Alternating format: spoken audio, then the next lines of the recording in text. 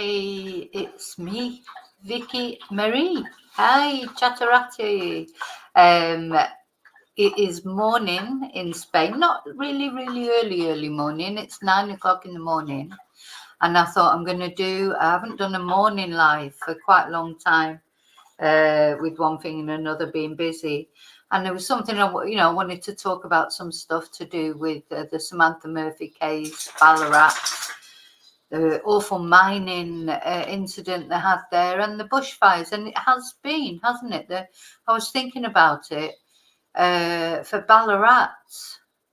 As I say, a place that I've said before is a place I didn't know about before. Morning, Kelly, or evening it is, of course, for you there. Consider it just seems like all these things have happened in Ballarat, and we're only on the 15th of March. So, hi, Quizzical. I know it's a big place, but I suppose we're noticing these things. Well, certainly for me, maybe I would never have even really heard of Ballarat if it wouldn't have been for the Samantha Murphy case. But it just feels like one thing after another is happening there. Anyway, so the first thing I wanted to show you, this is my chair. For those of you that are members who watched the members live last night, I was saying now I've picked up these extra chairs. So now, look, this is Rocky that has come and sat on the chair next to me. I knew as soon as I put a chair next to me, morning blank faces. I knew as soon as I put a chair next to me, the dogs would come. So you get to see the dogs a little bit more probably. That's Little Rocky, he's known as. He's Rocky, but we also call him Little Rocky because the German Shepherd sometimes gets called Rocky as well. So he's Little Rocky is who's on the chair. So he's quite comfy there. Yeah, it's nice having him sat down next to me. So it's great that I could go and get those chairs yesterday.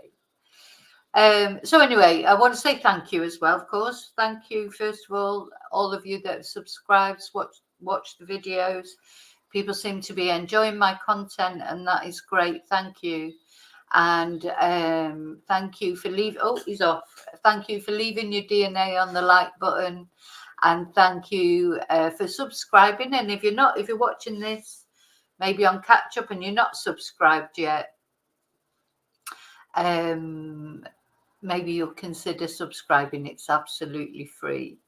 And then don't forget to hit the notification button, because a lot of people say they don't get notifications. I mean, this live I have to, literally just given 10 minutes notice, but normally I do let people know when I'm going to do a live, with a decent amount of warning.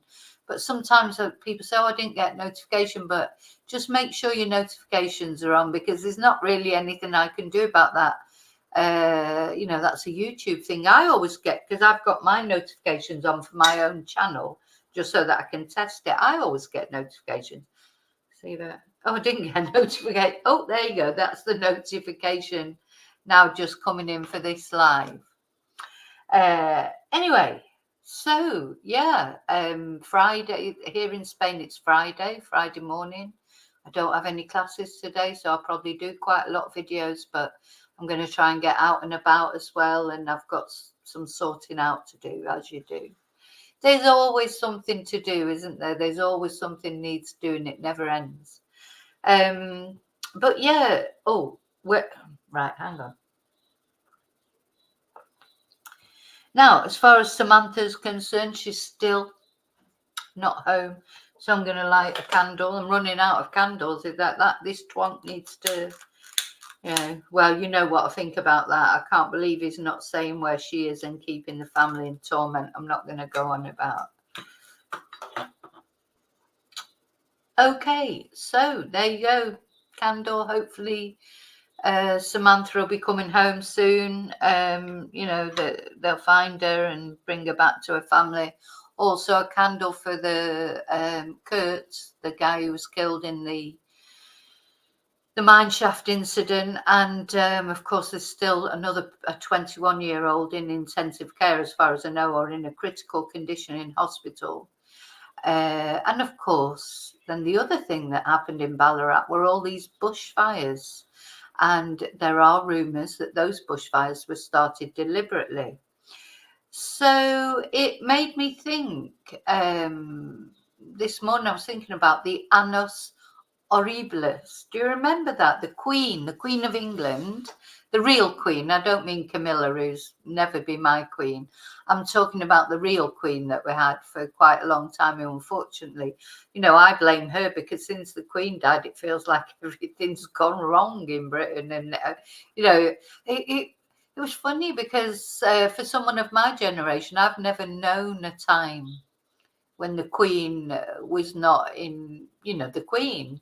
So it was like the end of days. I don't mean to be dramatic, because I'm not even a royalist, as you know, but it was the Queen. I don't think there'll ever be another person that I will think of as the Queen.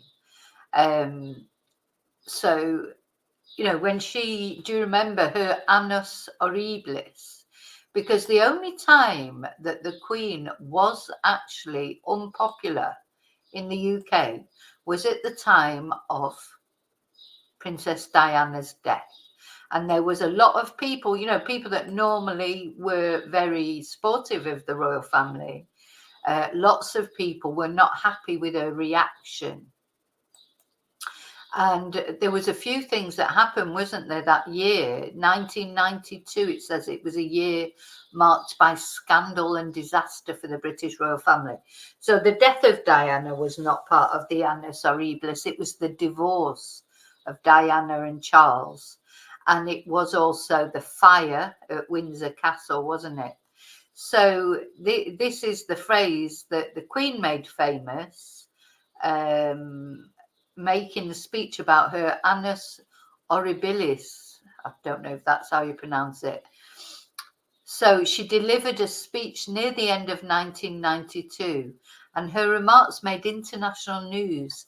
And this phrase, which means terrible year or disastrous year, which is a Latin phrase, and it then entered the lexicon, the dictionary, to describe a year of great personal or political misfortune. Oh, so Prince Andrew, you might know he'd be involved in it. He's always, he's been the bane of her life, hasn't he, really? So early in the year, Prince Andrew separated from Sarah Ferguson, the Duchess of York, not the Duchess of Pork, as the newspapers referred to her. And this news was followed in April by the divorce of Elizabeth's daughter, Princess Anne, from Captain Mark Phillips. And then in the summer, a newly published unauthorised biography of Diana, Princess of Wales, consort to Elizabeth's heir, Prince Charles, later Charles III, revealed details of the couple's unhappy marriage, which added to tabloid gossip. And then in November, there was a fire which caused extensive damage to Windsor Castle. So she delivered a speech to mark the 40th anniversary of her accession to the throne. And she said, 1992 is not a year on which I will look back with undiluted pleasure. In the words of one of my more sympathetic correspondents, it's turned out to be an annus horribilis. Annus. Oh, I can't even say it. Anyway, so that's where this phrase comes from, this phrase, annus horribilis. And I do think it seems to be, hi Slinky Socks, hi David. Well, there's quite a few, hi Lady Dog Lover.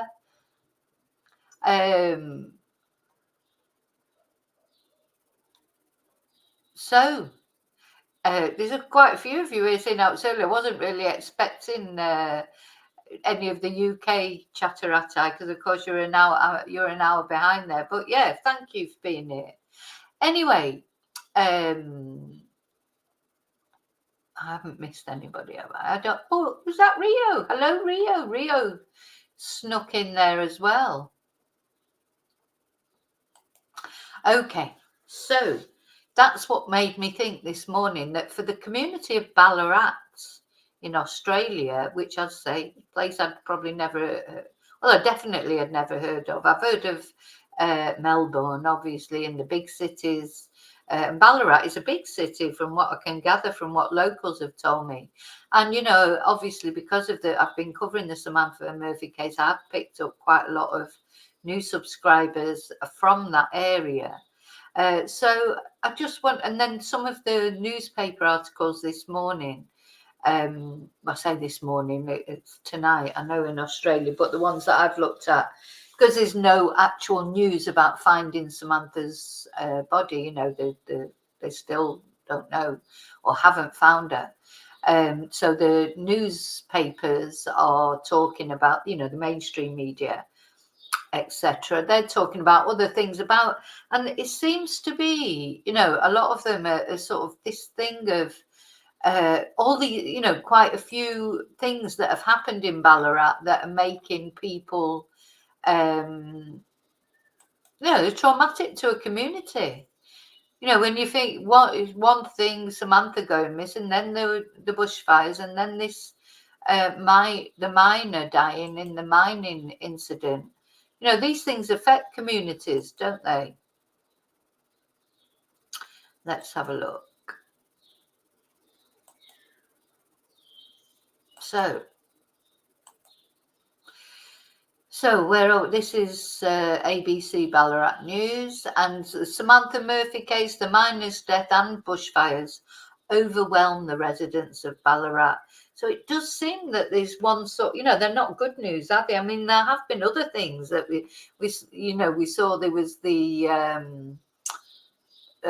sort of murder-suicide as well that happened, and there's been also this poor guy. This is Kurt, who was he was killed in the mining incident. As I say, the bushfires were very significant. In fact, the people that were searching for Samantha, the ground crew on the Facebook groups that had organised the search, remember Sausage Gate and all that sort of thing, they had to call off their searches because of the bushfires. And then, of course, Samantha Murphy, who just went out for a jog like any normal person would on a Sunday morning. Well, not me, because I don't jog, but any normal runner, jogger, person who likes jogging would do. Off she went and never came back, and we don't know the full details of what happened. But a very young man, a 22-year-old Patrick Stevenson, son of an NFL player, has been charged with murder.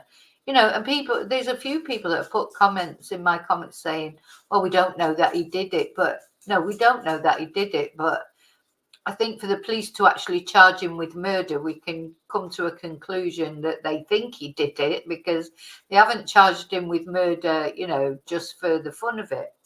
Oh, go on then, get on the chair. I think, oh, there you go.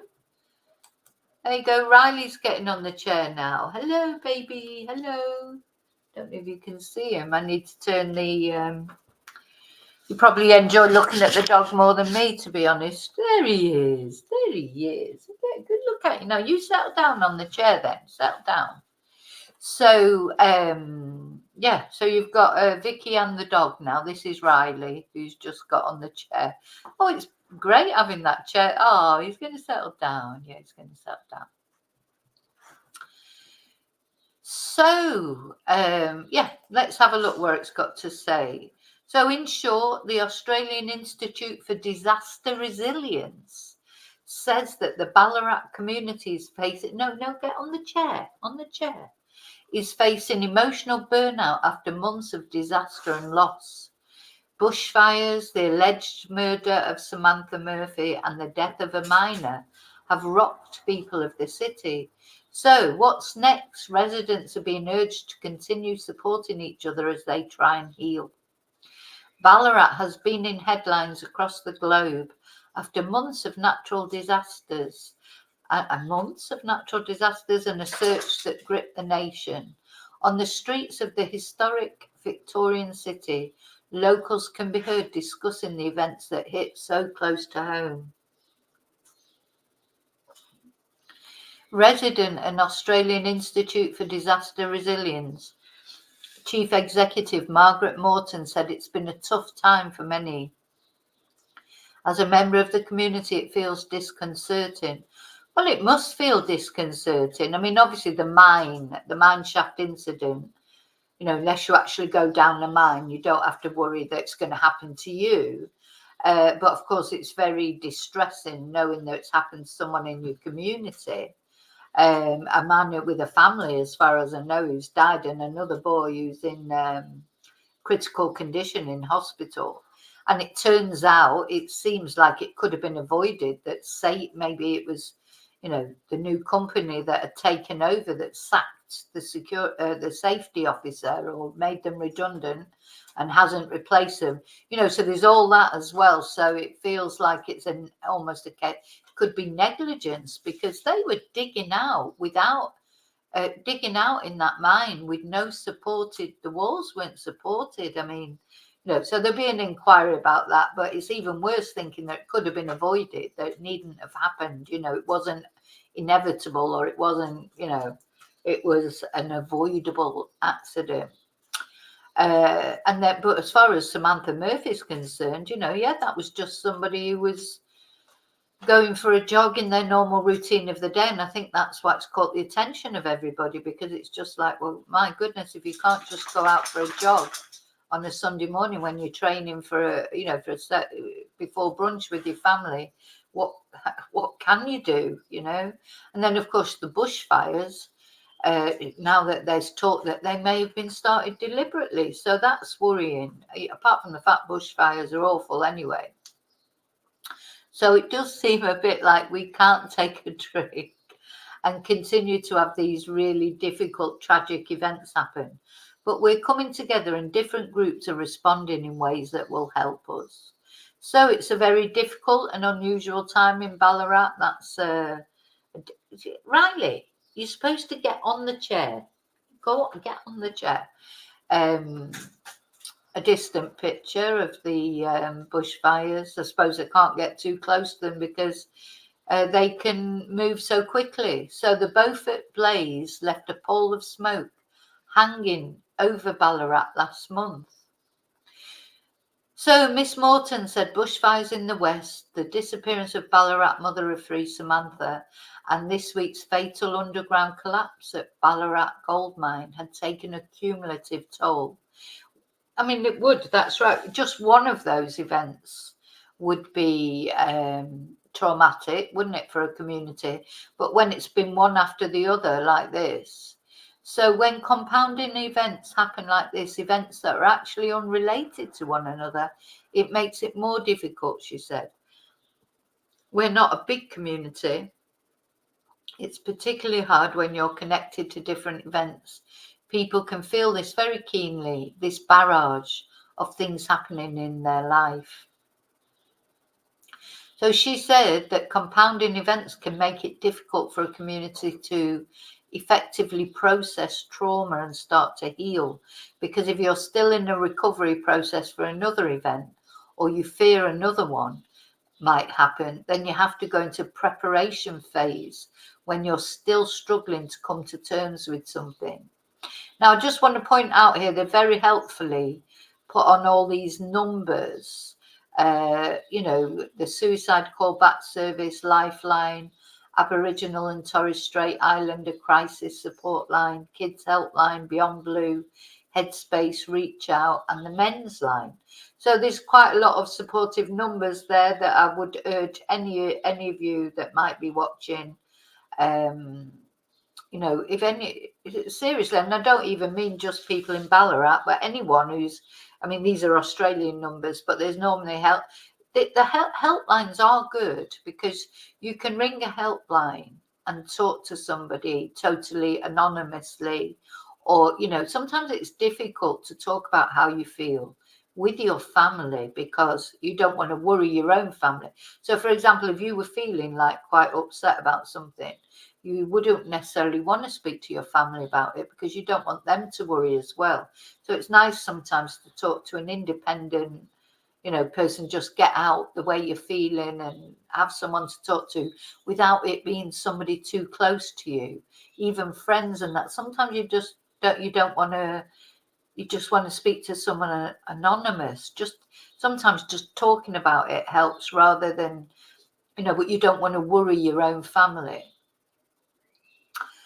So this is Kurt Hurrigan. He's the guy who very unfortunately died during the mine shaft collapse. Just awful. I just hope he didn't know much about it, that's all. But that's awful for him and his family, etc. So just before 5 p.m. on Wednesday, a rockfall in Ballarat gold mine led to the death of this man. He's only 37 years old. And this other, well, I thought he was 22, the other guy, but I might be thinking, I was probably thinking about Patrick Stevenson. He's 22. So the other guy that was injured is only 21. And he's in a critical condition. So we just hope he recovers. Please God that he recovers, and he recovers without any life-changing injuries. And 28, the miracle is, I suppose, if you think you've always got to try and think of bright things, 28 other workers did manage to escape without serious injury. But of course, they're now dealing with the trauma of losing their colleague and friend. Now, how are they ever going to go down? This is their job.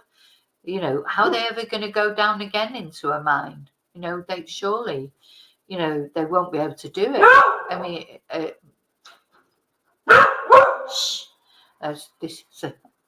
Riley's barking because there's going to be a changeover now of the dogs. Okay, so how are they going to actually go and get in a mine again? How are they going to do that? And of course, it's created a talk about the regulations, safety, etc. So mining engineers and union representatives have called for improved regulations, and Australian Workers' Union members said safety concerns had been previously raised with this operator. So the operator of this mine, Victory Minerals, had only just taken over the mine. And apparently, so they're saying, is they had made this safety officer redundant and they've not been replaced yet. So the residents of the Ballarat suburb of Mount Clear, and this is what was confusing for us, because we knew that the police had been searching at Mount Clear, but this is the suburb of Mount Clear. So it was still quite a way away from where the police were searching for details of for Samantha, searching for evidence in Samantha's case. So they apparently have been fighting in a Victorian Civil and Administrative Tribunal against the construction of a fourth dam at the mine this week. So hours before the rockfall on Wednesday afternoon, community members had toured the surface of the mine. And there's Samantha, of course, a face we're very familiar with, and we just want to see her brought home. I'm with this case until Samantha is brought home. So then it's going to go on and talk about that case. I think we've talked about that case quite a lot. This is the vigil that they held for Samantha, the community. And these were the bushfires, and it must be terrifying that, because if you're just in your house, you don't know if that's going to reach your home or not. People were evacuated. That just looks terrifying, doesn't it? Look at the smoke. So these are all, they did claim homes. So let's see. As haze of smoke hung over Ballarat in February as bushfires raged in Victoria's west, the city housed dozens of New South Wales firefighters at a pop-up camp as a blaze tore through an area of the city. It burnt through more than 17,000 hectares of land, and several properties were destroyed. Temperatures reached the high 30s, and residents seemed to hold their breath amid the dangerous conditions. So apparently more hot weather expected this weekend there. So okay, so that was one article that I wanted to show you. There's a couple of things that I'm going to show you another article, and then I'm also going to show you a sort of a trailer for a podcast that's coming out on Monday, which sounds quite interesting. So that's another thing we're going to look at. I'll just come back to the chat, make sure you're all okay. Yes, he's been, hi Mariah, he's been recovered. He's been recovered. Hey, hello, he's a big dog now, come down. He's having a sniff of the chair. Yeah, you could get on that chair and sit on the chair. Yes, he was recovered. His body has been recovered. Yeah, bless. Keely, hi Keely. Just making sure. Yeah, well, I've just got them yesterday, these chairs. So, yeah, they've all got a chair now. There's 3 armchairs.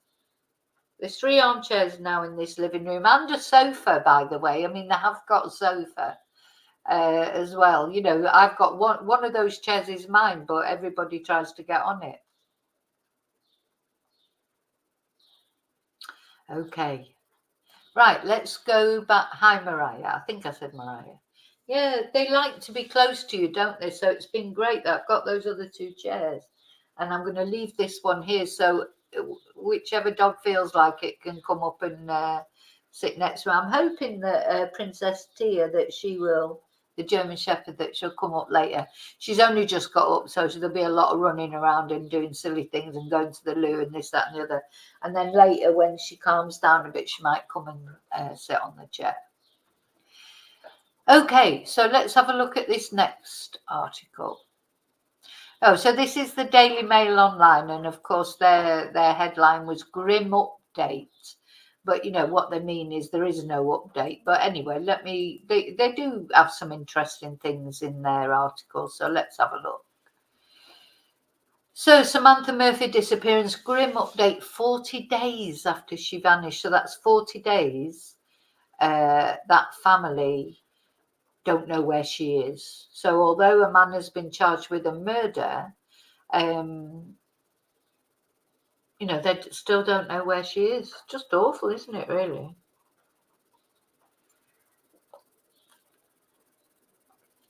So the desperate search to find missing mum Samantha Murphy's remains is about to enter its 7th week as the devastated community is confronted with more heartbreak. So Friday marks 40 days since the 51, that's today, since the 51-year-old vanished. Well, today in Spain. I know the days are different in Australia. Well, it'll still be Friday in Australia, won't it? Be Friday night in Australia. After she left her home at Eureka Street in Ballarat East at about 7 a.m. on February the 4th for a run in nearby Wuwukrung Regional Park. Sorry, I just want to put some windows down so I don't get confused. So no trace of the mother of 3 has ever been found. And when we say no trace, there is no trace, like no bit of clothing. Well, as far as we know, of course, as far as we know from what the police have told us, and we're going to, this podcast that we're going to listen to in a moment, they do explain a little bit about police procedure, you know, in this withholding of evidence that they do deliberately until it's the right time to release it. And it was quite interesting to hear it talked about because, you know, of course, many people say, oh, why don't the police do this? Why don't the police do that? Or why don't they tell us this? Or, you know, and they're operating with their procedures. And as time goes on, they will tell what they can, I suppose. So, yeah, no trace has been found as far as we know. You know, you'd think there'd be some trace of Samantha where they thought that, you know, something had happened to her. You know, you'd think there'd be a hair or, you know, something, some trace of something. And of course, they'd taken his car off. Patrick Stevenson's car has been taken away and that'll have been tested. So presuming that he put her in there to take her wherever he's hidden her, surely there'd be some forensic trace in there, surely. But again, we don't know. We haven't been told, and it'll probably be quite a long time before we are told. And also, Victoria Police told Daily Mail Australia on Friday afternoon that no search activity is immediately planned. So does that mean they haven't got a clue where she is? It must do, really. They're not planning on any search, or do they know exactly where she is? Who knows? So several days after shattered residents gathered for a candlelit vigil and took part in a fun run in honour of the one that Miss Murphy was unable to finish. And we watched some details of that, didn't we? We watched, that was beautiful, that actually. It was a beautiful tribute because she was training, Samantha was training for a fun run, and of course she was unable to do it. So the running community, mainly women, but some men, met up and finished off that run on her behalf, which was really quite sweet, I think. And then the community was rocked by its third tragedy within 6 weeks. The collapse at Ballarat gold mine on Wednesday afternoon killed one worker, critically injured another, and left 28 others trapped for hours. So father of two, Kurt Hurrigan, 37, died after he became trapped 500 metres underground. Oh gosh, it just makes me go cold to think about being underground like that. And as I say, the 27 guys that escaped without injury, how that, surely they're going to have PTSD and they're not going to be able to go down the mine again. But that is their job, isn't it? That is their job. So how are they going to support the families and things if they don't? It's like they've got to go back down there, but I can't see. Maybe there's some sort of insurance in place for them because they're bound to have PTSD. If you've been down a mine, it's hard enough going down a mine, but if you've been down a mine and seen, one of your colleagues killed, and also know that the other one is in critical condition in hospital, but you've got away with your life, there'll be all sorts of things going on. People get survivor's guilt, don't they? Where they feel guilty for having survived where somebody else has died, or there'll be all sorts of psychological trauma as a result of that. So I just don't see how they're going to go down a mine again, but that is their job. So very, very difficult. And the reason it's, I suppose, there's been, obviously, because as soon as Mount Clear was mentioned and Ballarat, and because Samantha's case has been so much in the news, it has perhaps brought it more into the public eye than it might have been otherwise. Probably accidents, these type of accidents probably happen all the time. And they're not given so much exposure in the media. So that's a sort of a good thing in a way, that at least they've got this exposure, so that company won't be able to brush it under the carpet because people know about it. People are interested in it now for other reasons. It's like this cumulative reason. Like the Daily Mail wouldn't be doing this article on it if it wasn't for the Samantha Murphy case. So at least it means that the owners of that mine, they can't pretend, that nothing's, they can't sort of sweep it under the carpet and pretend that, oh yeah, we're looking into it, we're having an investigation. There's going to be a lot of high profile sort of people are going to be watching this and interested in it. So they've got to do something. So father of two, Kurt Hurrigan, 37, died after he became trapped 500 metres underground underneath rubble alongside another miner, and his body was retrieved early the next morning, and the 21-year-old continues to fight for his life. And they keep making this connection. Though there obviously isn't a connection. I mean, that mine was not one of the disused mine shafts. I mean, it's a working mine, but they keep making a connection of how close it is, 5.5 kilometres from Miss Murphy's home.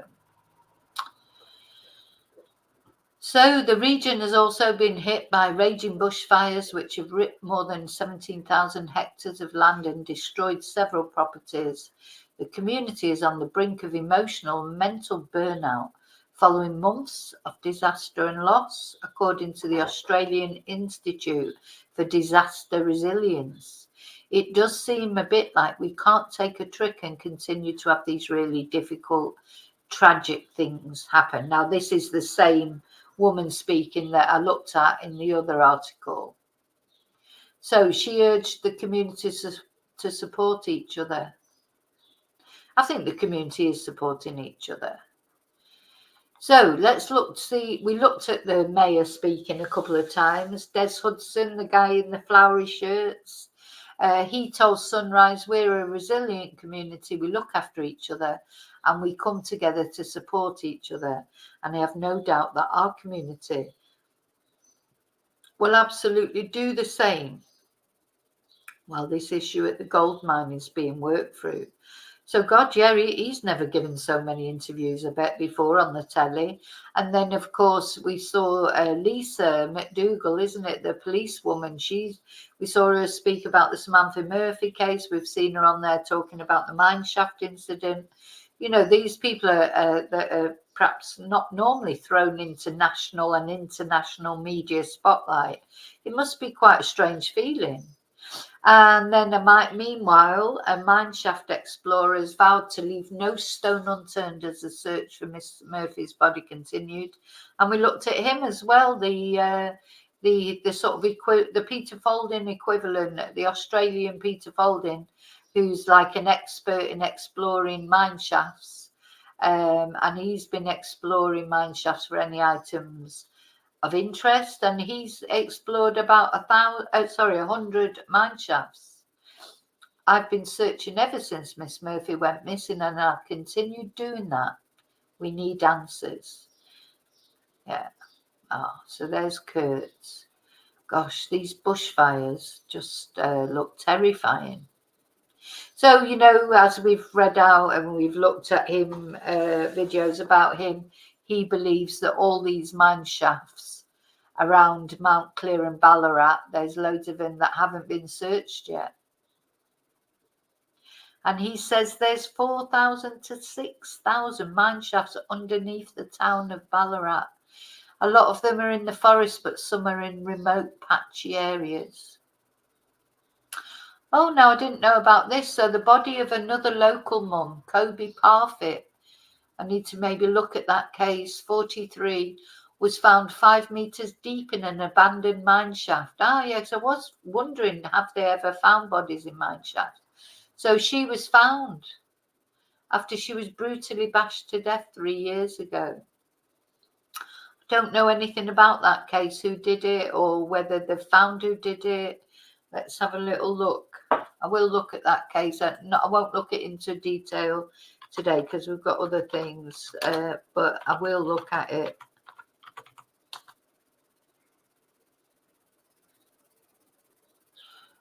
What?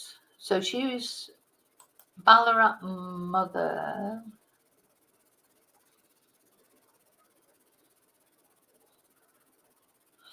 I think she was killed by a woman by the looks of it.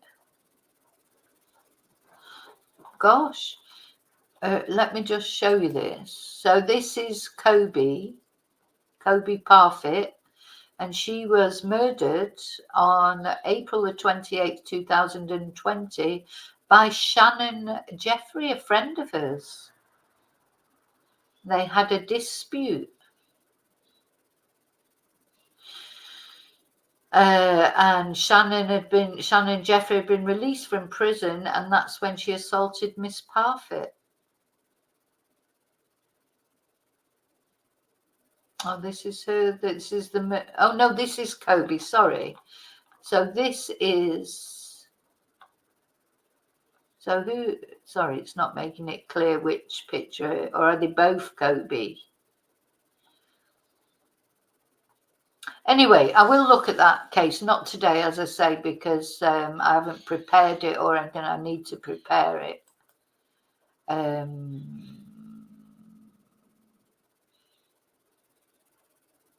Okay.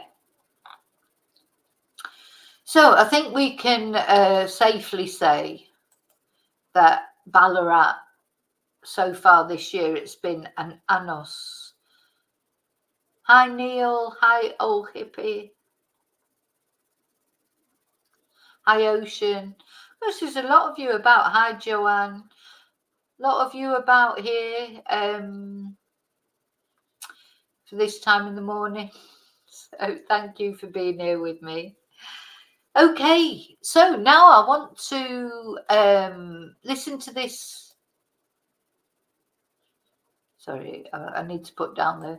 Yes, I didn't know about that Kobe Parfit case. So she was actually found down a mine shaft. So it's not, it's not unheard of. Anyway, I want to tell you a little bit about Ballarat. Obviously, there's a lot of people who watch me, I've noticed, that are local and are from Ballarat. And thank you so much to all of you that are from Ballarat or from the area or from anywhere in Australia that have given like some local knowledge. Because, of course, I'm a long way away. I don't know this area. And sometimes people have come on and given some really interesting sort of local knowledge about what goes on in Ballarat or how it feels. So I just want to tell, for those of us who don't know much about Ballarat, I just want to tell you a little bit about it. So it's a city Ballarat is a city in the Central Highlands of Victoria, Australia, and it has a population of 117. You know what I'm like with numbers. 117,000. Must be more people than that, surely. I've not read that wrong. Let me give you the numbers. 117,240. 117, is that million? It can't be a million, can it? No, it'd be 1,000, will it? Anyway, it's got a lot of people living there, making it the third largest city in Victoria. So it's the third largest city in the state of Victoria. Okay. So, and within months of Victoria separating from the colony of New South Wales in 1851. See, this, I don't know all this is Australian history. So Victoria separated from New South Wales in 1851, and that is when gold was discovered. So, Ballarat basically has become a big city, I suppose, because of the gold rush. So it sparked the Victorian gold rush, and it then became a thriving boom town, and for a time it rivaled Melbourne, which is the capital of Victoria. So yeah, it's not a tiny little village like it. I do think that sort of impression was given at the beginning by the mainstream media that it was quite a small place. And that's what a lot of chatters have come on to tell me in comments. It's not a small place, so I think there was a bit of, I think that was just the way. I'm not saying they did it on purpose. I think it's just when you look at things sometimes from a distance, you don't see them as they really are, because you're only seeing. That's why it's nice to go. God, I would have loved to have gone to Ballarat and actually sort of, just sort of experienced it and got the feeling myself, because you just don't get the same feeling when you're away from a place. You get you get better than nothing sort of thing, but you have to sometimes go to a place. It's like when I went to Portugal and when I went to St. Michael's, they do feel different. You have to go there, because otherwise you're just seeing what the mainstream media shows you. Anyway, so it became a thriving boom town in terms of wealth and cultural influence. But in 1854, following a period of civil disobedience in Ballarat over gold licenses, local miners launched an armed uprising against the government forces, and this was known as the Eureka Rebellion. And it led to the introduction of white male suffrage in Australia, and is thought of as the origin of Australian democracy. So before that, then, I suppose nobody had the right to vote. So this Eureka Rebellion, of course, Samantha's house is on Eureka Street, wasn't it? So that's obviously what that's named after. That's when voting began, but only for white males, of course, in the beginning. And the rebellion symbol, the Eureka flag, has become a national symbol. So it was proclaimed as a city on the 9th of September 1870, and the prosperity, because obviously it became prosperous because of the gold, and that its prosperity continued until the late 19th century. Hello, Danny. High gold years for many decades. But as the gold extraction slowed down, that's when Ballarat's, importance, if you like, that's when Melbourne started overtaking Ballarat in terms of importance, etc. Oh my God, the dog, if she may pull the wires out, she was walking under my wires. So it has endured as a major regional centre and is the commercial capital and largest city of the Central Highlands, as well as a significant tourist destination. It's known for its history, culture and well-preserved colonial-era heritage, with much of the city subject to heritage overlays. So it's very interesting. I find the Gold Rush area very interesting. There's a lot more about Ballarat. Oh, there you go. She's got on the... There she is. Oh, listen, it's not there for you to look out the window. No. So she's put this chair there so that I can bark out the window at everybody. Oh dear. So, yeah, that's more or less all we need to know. I mean, there's lots more information. This is on the Wikipedia page. Obviously, there's much more information about Ballarat. But the climate is interesting because it says it has a moderate oceanic climate with 4 distinct seasons. Because some places don't have distinct seasons, do they? So it goes to about 10 degrees in July, whereas the average July minimum is 3.2 degrees. And it has very rainy winters, apparently. That's why it's got all the lovely trees and things. And it has a reputation for unpredictable and extreme weather, ranging from snowfall to intense heat waves. So it's known by its chilly winter, often accentuated by driving winds. So frosty winters and the near all year round puffer jacket uniform of its residents. So yeah, it can be very cold, but not at the moment. Not at the moment it's not cold. At the moment it's really hot, I think. Yeah, so a lot of tourism, hospitality. Gosh. There's been lots of the Welcome Nugget. It's famous for a golden nugget called the Welcome Nugget, which was found at Ballarat and is the second largest gold nugget discovered in recorded history. Okay, so it's interesting to know a little bit more about Ballarat. Okay, what we're going to look at now is oh, hippie, we've already talked about that. You've come in too late. You're trying to talk about something that we've already talked about. Oh, dear me, dear me. We haven't gone off the trail. We're talking about Ballarat. Old hippie always has a little, anyway, never mind. So, yeah. The thing is, if you don't watch the stream from the beginning, then you don't get to sort of see everything that's going on. So now we're going to listen to this podcast, but it's like a preview of a podcast that's coming up. Oh my God, where's it gone now? Oh, did I put it down by mistake? I'll find it again in a minute.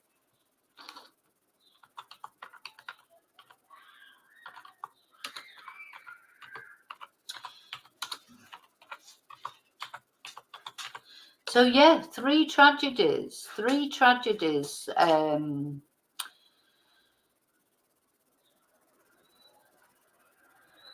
Well, and more, like, there'll be more things that have happened, but these three significant things that have happened, and we're only on the 15th of March. So this is a preview. It's only 3 minutes long, this podcast, but it seems to be gearing up to a bigger podcast coming out on Monday. So let's have a listen to it. Let me just share it.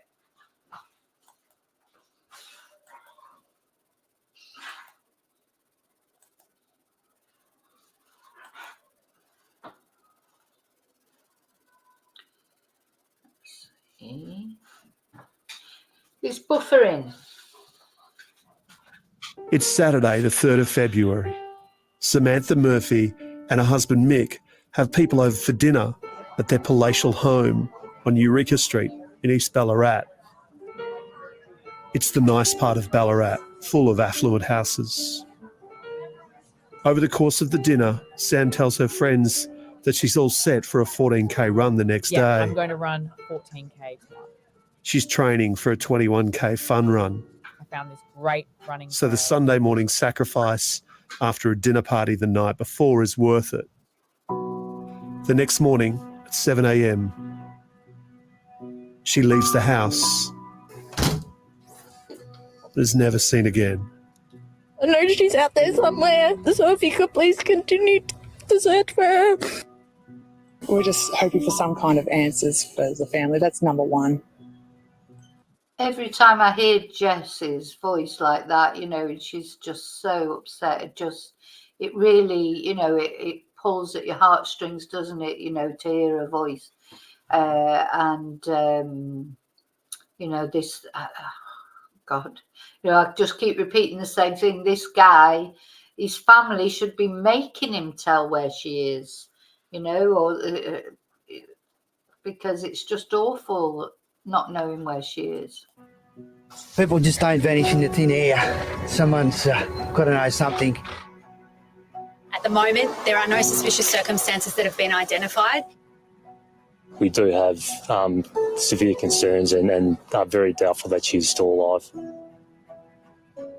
I think it's dangerous to completely rule out anybody. That's my personal view. I mean, they've done it obviously for whatever reason.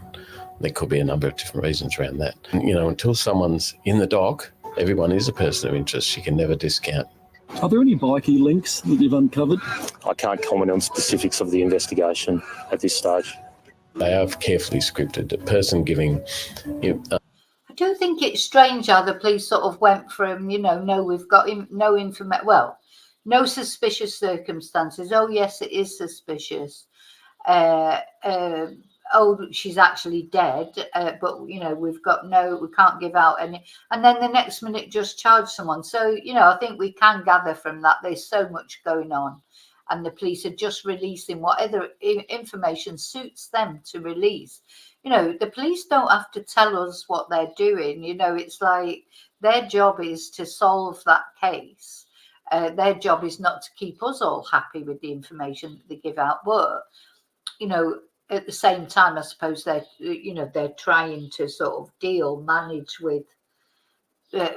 the public, think of the family's feelings, try and catch the offender without alerting them. It's quite interesting. In a minute, they go on in this podcast to talk about this a little bit. And so, obviously people saying, oh, well, he couldn't have done it. And why don't they do this? And why don't they do that? I mean, why should the police don't operate to please us. The police operate to solve the case, and as best they can. They're not there to keep us happy. Information to the media probably has spent a fair bit of time consulting with the investigators and making sure they don't say something that's going to impact the investigation. Is he a suspect?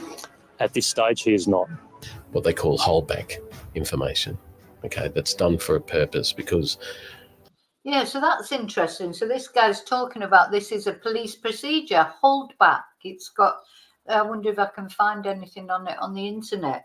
So it's a tactic, that they use to sort of lure someone out, or they're doing it for a reason. This is what I mean. It's not they're not doing any of it just to deliberately be obtuse. They want to solve the case.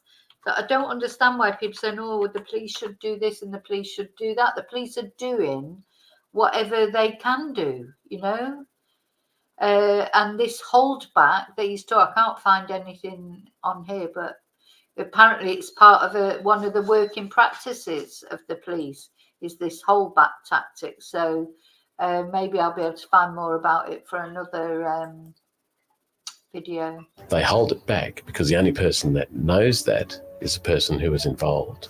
That's the reason why they don't want to go and tell everybody everything, because then everybody knows everything, including the suspects. So holdback is a methodology that police use because only the person who was involved could know that piece of holdback information. So it's and I've seen it with other cases, because it's like sometimes they don't want to give out a cause of death, because if they give out, oh, well, such and such died by being stabbed, then when they catch the person who's done it, and the person knows that they were stabbed, but everybody knows that they were stabbed because the police have done a press conference to say that they were stabbed. So they don't normally release things like that until somebody actually has been apprehended and they've managed to get the details out of them. So then that's how they'll trick someone in a police sort of interview. When someone goes in to be interviewed by the police will sort of try and lure them out into saying something that has never been released to the public.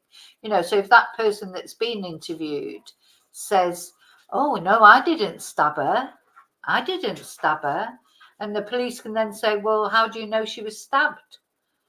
And the guy or woman will say, "Oh, well, it was on the news." But if the police know that they haven't released that bit of information of how someone died, the only person who can know how they died, apart from the police themselves, is the perpetrator.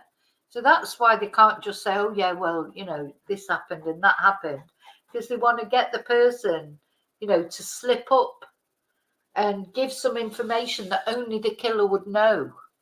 And that is what they're doing. I don't see why people can't see that, why people think that the police should tell them everything. really important process. We do think that another party has been involved, whether it be one person or a number of people. Missing Pieces, the search for Samantha Murphy, out on Apple Podcasts and Spotify from Monday, March 18. Yeah, look, obviously we've... So this podcast, subscribe if you like cats, I think it was called.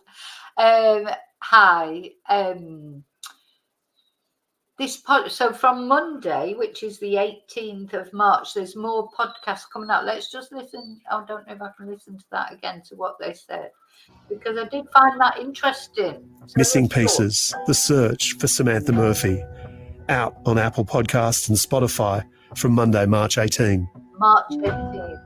Yeah, look, obviously we're still maintaining hope, and we're still looking for all of the relevant information to help us find some answers for Sam's family. Please come home soon. I can't wait to see you and to give you the biggest hug when I do, and to tell you off for giving us so much stress. I love you. Yeah, so that'll be interesting. I'll look out for that on Monday, because I thought that was just like a little trailer, I suppose, for their podcast.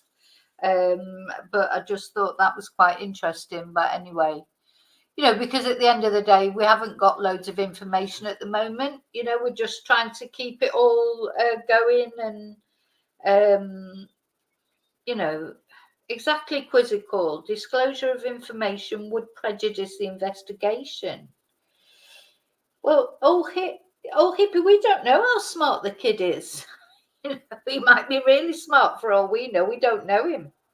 He wouldn't be the only 22-year-old that's ever murdered someone. I mean, I agree. To me, I was like taken aback when at his age, but he won't be the first 22-year-old who has successfully murdered someone and hidden the body. He may have had help. I'm sure the police are on it. What I would say with respect is whatever we think of that the police should think of, I think you can be pretty sure the police have already thought of that, because that is their job. But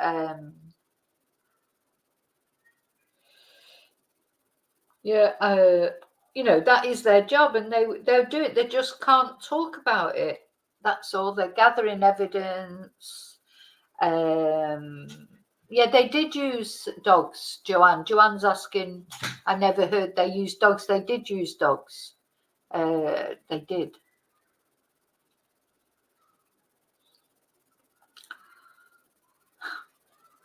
They did use dogs. Well, the videos I've done when we've looked into what they used to search, I think people don't really, do you know how big this area is? I mean, it's a massive area. It's a massive area. It's not like St. Michael's, you know, tiny little village that, I mean, I've been to St. Michael's. There wouldn't have been that far that much to search there. This is huge, and it's been complicated by bushfires. And yeah, other things going on as well, you know, and of course the police stopped searching. They stopped searching because they found out some information. They wouldn't have stopped searching just because they stopped searching very early on. They wouldn't have stopped searching just for the sake of it. I think they stopped searching because they've probably got some CCTV, some witness things that, you know, I have a lot of faith that they will find Samantha eventually. But, you know, it's not an instant thing, is it? There was a case that I covered, wasn't it, that I talked about. I think it was 18 months before they found that lady. You know, when you look at talking about in the Australian, in these places are vast places. So. Hi, Sally. Oh, it's 5 p.m, is it, where you are? So Kurt comes from Bruthen, the town your sister lives in. Yeah, I think, you know, we've got to give the police a break, to be honest. And I do feel that they will find her, I do. But obviously the ideal thing would be if this boy, this man, I should stop calling him a boy, but I still think of him as so young. He needs, you know, he should give up where she is. Now, it may be because there's more people involved. It could well be. A lot of people are saying that on my chat. But remember, you know, we don't know that. So you can't allege, you know, you can't sort of, you know, say, oh, the family are involved or whatever, because we have no clue of that. And then other people come on and say, no, the family's definitely not involved. So we just don't know. And it makes sense that somebody else would be involved. But it could be, if there is other people involved, it could be anyone. It doesn't have to be his family. It could be his friends. It could be, you know, anyone. So unfortunately, we just don't know. Like we didn't know, because we didn't see it coming, did we, when he got arrested? I don't think anyone was thinking that if one day somebody is charged with Sam's murder, it was going to be some 22-year-old sports fanatic or whatever. You know, it just, you don't see things coming. Yeah, Kelly, I did read some things about that, you know, Kelly, that Samantha might not have been found because of how he's disposed of the body. It's a possibility, isn't it? So, but I think the police, they will have some idea. In my opinion, I think they'll have some idea. That's why they were asking for CCTV and stuff. That car, I think, whatever he's done with Samantha, he can't have just, he's had to put her in his car and drive somewhere. And we see with Madeline Soto case, you know, you can never underestimate what CCTV there might be somewhere watching you, or what dash cam might come out of your car going to different places, etc. But that takes time, of course, as well, for the police to assess it all, go through it all, find the relevant bits. It's interesting that really, in a way, that they charged him as early as they did. So they must have felt, for them to charge him with murder, they feel that they've got enough evidence to make a case. But now they've got like a good few months to actually build that case properly, haven't they? To, you know, sort of put it all together before it comes to court, because they won't want it to go wrong. They've charged him with murder. They'll want it, the charge to stick. Yes, we know all, Hippie. You don't think he acted alone. You know, maybe he didn't, but we just don't know. I wish I did know. I wish I did know. Don't know what my... oh, there she is. Hello, baby. Hello. Oh, yes. Oh, it's so good having this chair in. Well, I think it is like she wants attention now. Hello, baby. You're going to lie down there? Are you going to lie down? Are you on camera? Are you on camera? Yes. You would have found her, wouldn't you? You'll actually, she's rubbish at sniffing things out. My other little dog, Rocky, is really good at sniffing things out. She's not actually that good. No, you're not that good, are you? Actually, as a sniffer dog. Yeah, this is Princess Tia, or Big Rocky, also known as Big Rocky. Princess Tia, also known as Big Rocky. Getting on the camera. Hi, Simon. Yeah. So, yeah, to charge murder without a body, they must have some evidence, and it must be significant evidence. You know, to take a chance on actually arresting Patrick and charging him. They must have something. You know, they haven't just done that for the fun of it. So it's just how to... there you go, lady dog lover. Yeah. There you go. That's Tia. Let me just check. I'm just going to have one last look, see if I can see anything else that might be interesting. You know, we haven't got loads of information, but bits of information, I suppose. Yeah, I don't think the mainstream media knows much about it.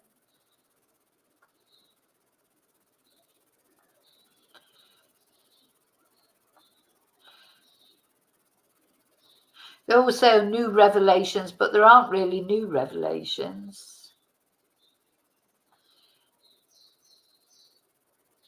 Yeah.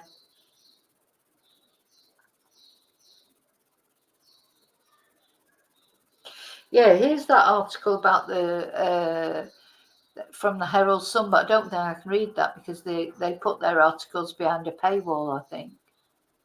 Let's see. Yeah, you've got to subscribe. But yeah, they're saying, you know, they're saying that in Victoria there's not. Let me just check if there were dogs involved. I thought there were.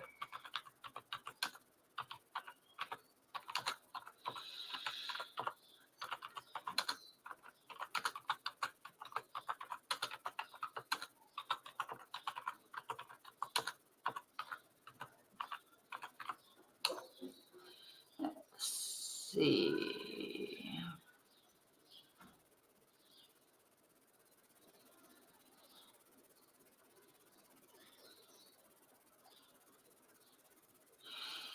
I can't find anything that speaks about it particularly.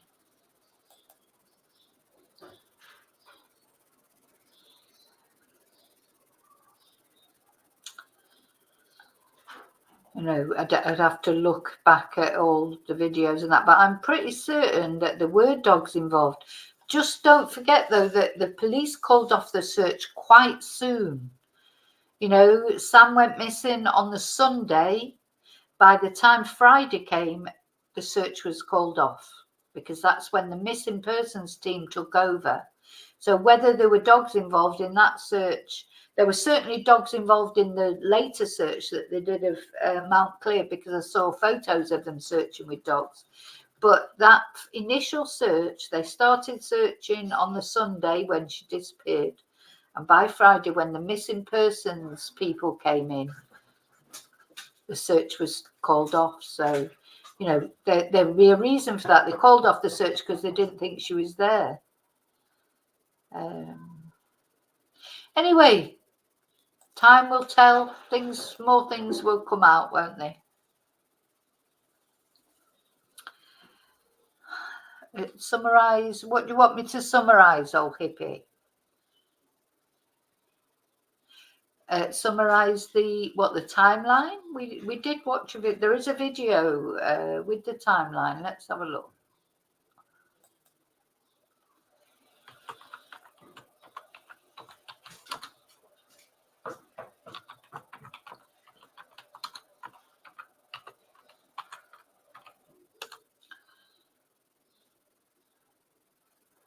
Here you go. Let's have a look.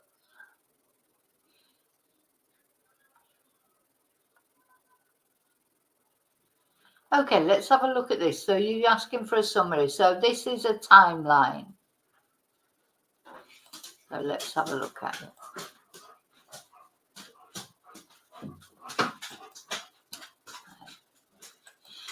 Okay, let's have a look. I'll read out this timeline. So 4th of February, I've got the Cullen and Murphy again. It drives me absolutely bonkers.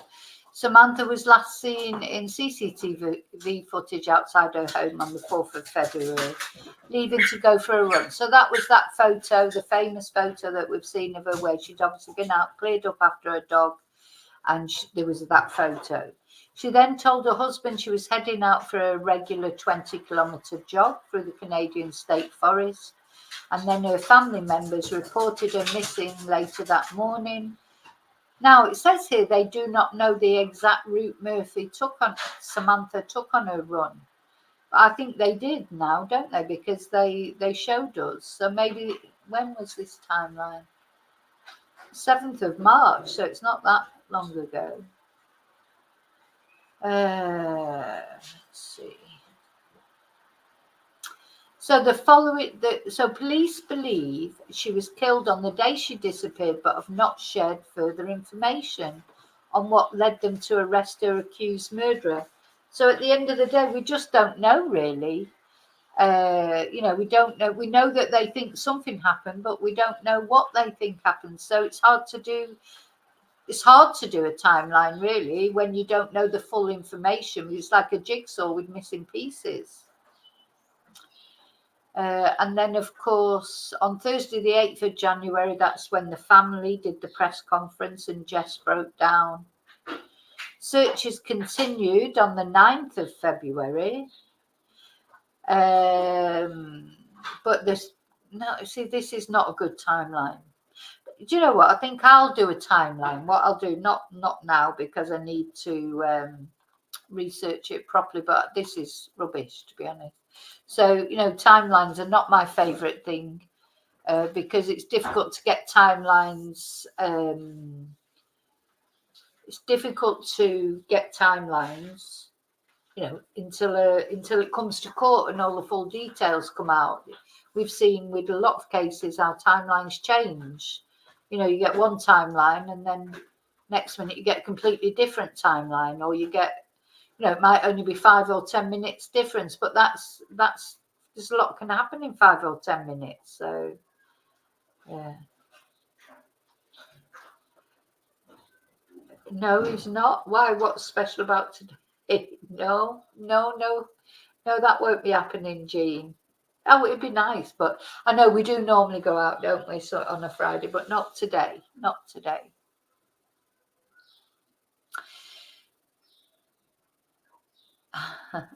So everyone's got hi Pamela, everyone's got their opinions, haven't they? And everyone's got their views, but basically there's so much more that we don't know than we do know. But yeah, we'll have a little go at doing a timeline for what we definitely know, but there are gaps, you see, in the timeline, because to me, you can only do a timeline from official information. Okay, that's it. Now have a good day, a good evening, a good afternoon, whatever it is, wherever you are, whatever you're up to. And until I see you again, which will be very soon, may your gods go with you. Thank you.